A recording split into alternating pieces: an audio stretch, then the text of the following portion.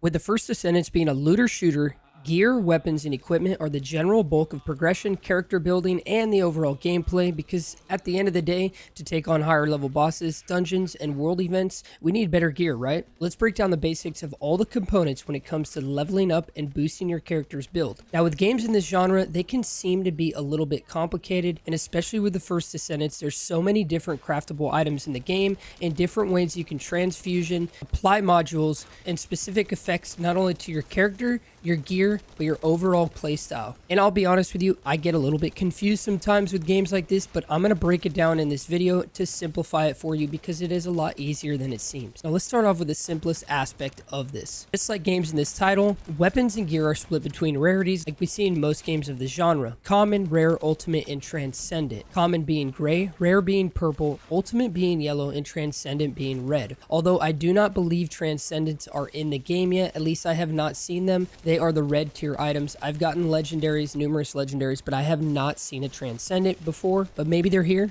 Maybe I'm just not a higher level. Why didn't they stick to the standard color coordinated rarities like most games? I don't know, but this is what we're working with. Now, all weapons have base stats, these being DPS, magazine size, and fire rate. Once we get into the rare rarities, these weapons carry an additional stat. These are bonuses that make the weapon more valuable. They can increase things like overall base stats or bonuses to elemental damage. Going further, ultimate weapons carry with them all of these stats, but now include special effects like buffs to yourself, your party, or inflicting enemies with debuffs. There are a range of different ones that can accompany each weapon, and they're completely different. Now, to know whether or not your weapon carries this ultimate ability, you can check by going to the tooltip menu located next to the weapon. As you can see, you're going to see these 4 little dots next to the weapon. If one of these are blocked in, that means this weapon has an ultimate effect. As you can see, my 2 legendary weapons, they have the possibility to have upwards to 4 special effects, but I do not have them yet, and I will get them through crafting and leveling. Now, these enhancements will increase all stats across the board for the selected weapon. Now, the game currently has 11 weapon types, this being handguns, hand cannons, shotguns, submachine guns, machine guns, assault rifles, tactical rifles, scout rifles, sniper rifles,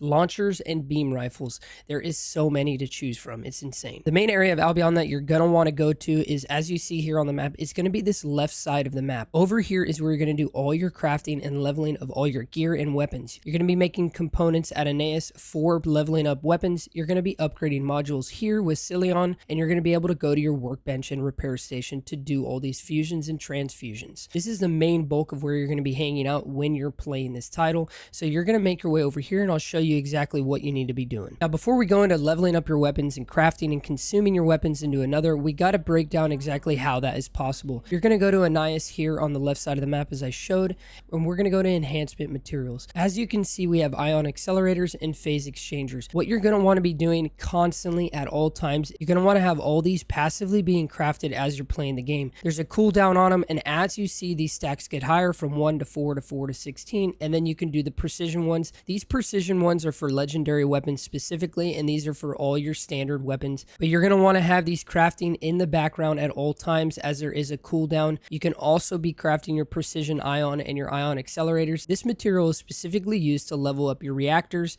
and your other gear pieces, so make sure you're having these go at all times. To gain the material to make those, you just have to dismantle weapons, so you're going to get them extremely fast. So the way crafting works, you're going to go to your workbench. We're going to go to weapon level transmission. As you can see, I have a level 38 legendary weapon. This is a weapon I like, and as you guys can see down here, weapons have a proficiency level, so you do want to stick to a specific weapon type. It doesn't have to be that exact weapon, it just has to be the weapon type.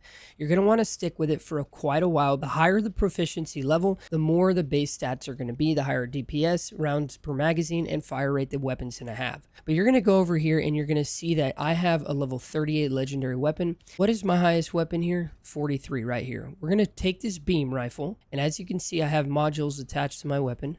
I'm going to take the beam rifle, and I have precision phase exchangers, so I'm going to weapon level transmission into my new weapon. Now my weapon is level 43, and it keeps its modules and all of that. So now the general DPS for that weapon has gone up, which is absolutely fantastic. That's exactly what we want. And this is the bulk of how the game's going to play. And don't be afraid to constantly, I mean constantly, be doing this, because you're going to get these at such an accelerated rate that you're going to want to constantly keep your weapons up to date and the highest tier. Now keep in mind when doing this, any weapon can be consumed into another. So if you have an enhanced assault rifle you've been using and leveling and you really enjoy it, and you find a weapon of a different category like a submachine gun, this one being of a higher rarity and base level, you can consume it into that assault rifle you've been using, and it'll keep all the enhancements to boost the weapon you would like to use. So don't worry about wasting material. That's the beauty of this game. Any materials that you've used in the past, they do not get burned up and go to waste. It's what I like about this looter shooter.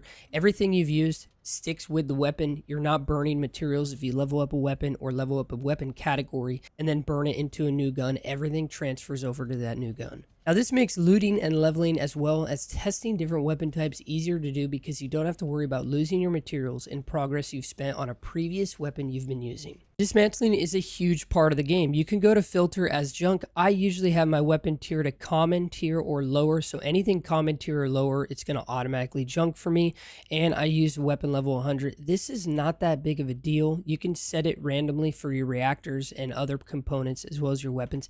But most of you guys may be going around here and you're just, marking all this for junk. It takes way too long. Don't do that. What you want to do is designate all as junk. So hold shift. And as you can see, every single weapon that is not part of my filter category is automatically going to be marked for dismantling.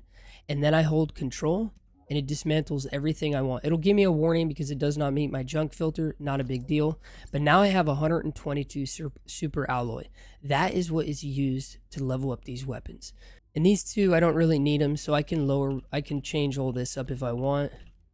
I'm going to just get rid of this. I don't really need it.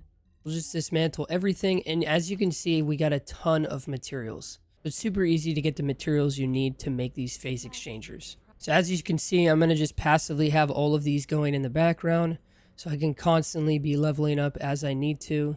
As you can see, I have all these going now in the background, and I'm just going to wait, and it'll indicate on the map. This icon will turn gold when something's done being researched, so it's easy to see what is being done researched. Now, next off, we have components. Components are somewhat like trinkets. You can equip 4 of these at a time. They provide a variety of stat increases like health, resistance, overall firepower, and things like that. They also come in sets, so being able to find 2 or 4 in a set and equipping them will unlock extra bonuses. As you can see, these are your all 4 components as well as your reactor, which we will get into in a minute. If you take a look at this one, it does have a set bonus, set effect. If I have 2 of the set equipped, I will get a skill critical hit rate upgrade, and if I have 4 of the set equipped, it's going to give my skills more higher power and a skill cost negative percentage. Now keep in mind these sets and trinkets are geared towards specific characters and abilities, so finding and using the ones that apply to your character's elemental and playstyle is extremely important. This is really where the character builds take place, as weapons are so in abundance they will be swapped out frequently, whereas components are core increases to overall power of your build. They may need a lot of farming to obtain a full set, but it's not going to be that difficult because there are specific events, world bosses and operations that are geared towards farming these for specific descendants. Now let's get into reactors. These are items that increase many attributes to your descendants' overall skills, each reactor having a skill type that is associated with each descendant in their element. As you can see this symbol right here, I usually like to look at the symbol. It's a lot easier when I'm scanning through them instead of just going like this. This is for the lightning build, this is for poison, this is for fire. Pretty simple and easy to understand. This is for frost, so I am a frozen character on Viessa. I'm going to be needing to use a frozen reactor because it is synergized to my build specifically. Now, being able to understand and pick and choose these reactors is a great way to boost your overall build. And as you guys can see, these reactors also have a specific criteria, and once met will boost them even further. Some of them you need to have a specific weapon type equipped. Doing so will increase your skills by a percentage from 50% all the way to 160 I've seen, as you guys can see right here. Optimized condition. If I have a launcher weapon class equipped, not even using it, just equipped in my 3 weapon slots, I will have a boost in 140% to my skill power. So right now, since I did not reach the optimized condition, I'm still getting 100% boost. But if you can find a reactor that is not only synergized to your character's element, also optimized to a specific weapon class you use, this will extremely boost your skills for that specific descendant you're using. And this is where like a huge portion of your build is going to take place, finding these reactors. And there's specific things, just like any looter shooter, there are things in the world that you can see where you want to farm these and where you're going to get these. Some events and some world events and operations will give you one specific, like fire. Like this one, I got a legendary fire. I'm still working on trying to find a legendary frozen one. So once I find the location, I'm going to be farming that until I get it. And again, this works just like weapons. You can always upgrade all of these. So if you find one at a lower level, don't worry. You can always upgrade it and keep it and just keep boosting it up.